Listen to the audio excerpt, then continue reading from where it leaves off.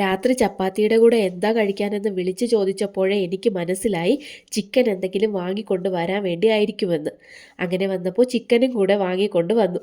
ചിക്കനൊക്കെ കഴുകി ക്ലീനാക്കിയ ശേഷം വേറെ ആഡംബരങ്ങളൊന്നുമില്ലാതെ പെട്ടെന്ന് ഉണ്ടാക്കാമെന്ന് വെച്ച് ചട്ടിയെടുത്ത് വെച്ച് കടുക് പൊട്ടിച്ച് കറിവേപ്പിലയിട്ട് ഉള്ളിയിട്ട് വഴറ്റിയെടുത്തു.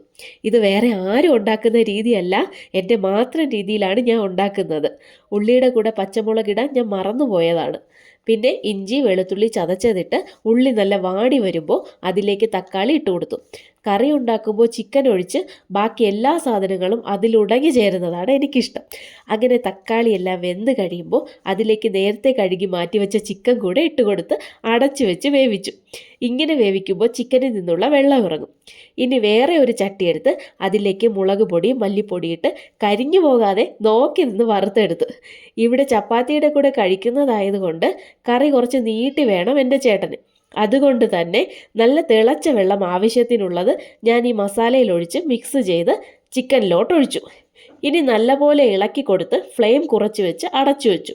ഇടയ്ക്ക് തുറന്ന് കുറച്ച് കുരുമുളക് പൊടിയും മസാലയും ചേർത്ത് വീണ്ടും വേവിച്ചു. അങ്ങനെ വേവിച്ച് കറി റെഡിയായപ്പോൾ കുറച്ച് കറിവേപ്പില കൂടെ ഇട്ട് ഫ്ലെയിം ഓഫാക്കി അടച്ചു വെച്ചു. കറി വയ്ക്കുന്നതിൻ്റെ ഇടയിൽ തന്നെ ഞാൻ ചപ്പാത്തിയും കൂടെ പരത്തി ചുടുന്നുണ്ടായിരുന്നു.